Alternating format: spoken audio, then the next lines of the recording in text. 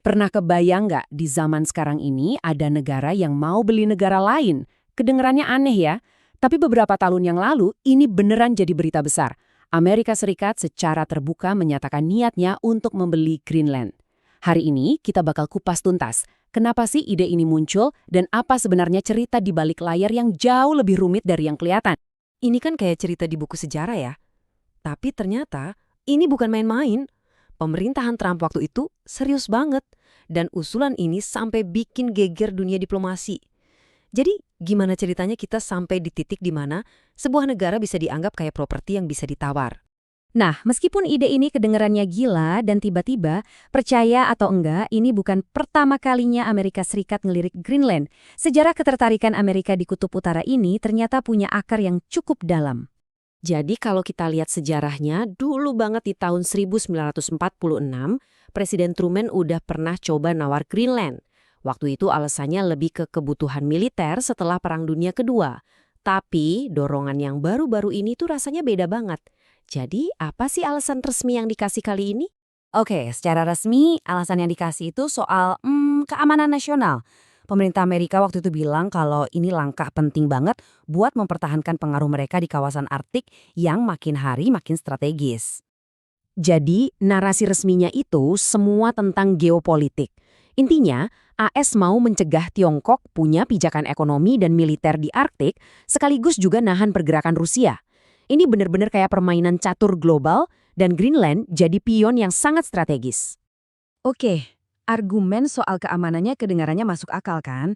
Tapi, apa benar cuma itu ceritanya? Menurut beberapa ahli, ada cerita lain di baliknya.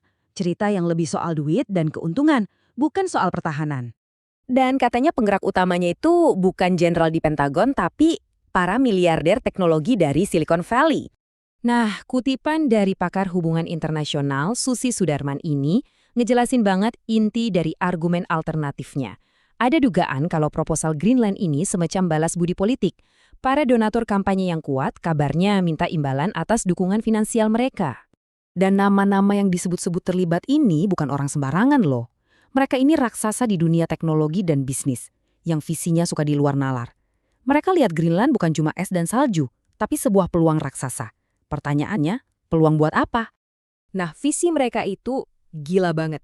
Mereka mau mengubah Greenland jadi semacam negara bebas berbasis teknologi. Kenapa Greenland?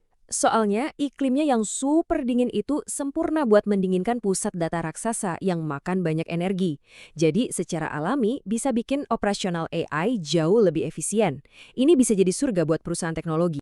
Jadi, disinilah kita punya dua cerita yang beda banget. Di satu sisi ada cerita resmi soal keamanan nasional dan pertahanan negara. Di sisi lain, ada dugaan kuat soal ambisi bisnis dan keuntungan korporasi. Mana yang benar? Tapi, rencana besar ini kayaknya lupa sama satu pihak yang paling penting. Denmark, pemilik sah Greenland, dan juga seluruh Uni Eropa. Dan reaksi mereka, wah, cepat dan tegas banget. Penolakan dari Denmark itu singkat, padat, dan jelas, yang didukung penuh sama Uni Eropa. Nah, dari sini, usulan ini langsung berubah jadi insiden diplomatik. Ini udah bukan lagi soal transaksi bisnis, tapi adu gengsi antara sekutu lama. Ini menciptakan konfrontasi langsung antara kekuatan militer Amerika yang besar dan kekuatan diplomatik Uni Eropa yang solid. Jadi, dalam pertarungan yang gak seimbang ini, siapa yang sebenarnya punya kartu lebih bagus? Konflik ini menarik banget karena kekuatannya nggak seimbang. Di satu sisi, Amerika punya militer yang super kuat, yang udah terbukti bisa menentukan hasil konflik kayak di Libya. Di sisi lain, senjatanya Uni Eropa itu diplomasi dan kemampuan mereka buat ngebentuk opini publik global. Jadi bener-bener beda cara mainnya. Tapi kita anggap aja AS bisa ngatasin perlawanan Eropa. Ternyata masih ada satu halangan besar lagi. Dan halangan ini datang dari dalam negeri sendiri, yaitu dari sistem politik di Washington DC. Nah, di Amerika itu ada yang namanya World Powers Act. Ini semacam rem darurat dari Kongres buat nahan kekuasaan presiden. Walaupun ini bukan perang beneran, tindakan sepihak yang segede ini terhadap sekutu bisa memicu penggunaan undang-undang ini. Tapi disinilah masalahnya. Kongres bisa aja ngeluarin resolusi dan presiden hampir pasti bakal ngeveto. Nah, buat ngebatalin veto itu butuh suara 2/3 di Kongres. Dan di kondisi politik Amerika yang pecah banget kayak sekarang, dapetin suara sebanyak itu hampir mustahil. Pada akhirnya manuver Greenland ini mandek. Tapi ini ninggalin kita sama satu pertanyaan besar yang bikin mikir.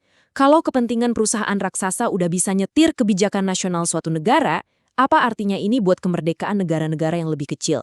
Apakah kedaulatan nasional sekarang cuma jadi barang dagangan?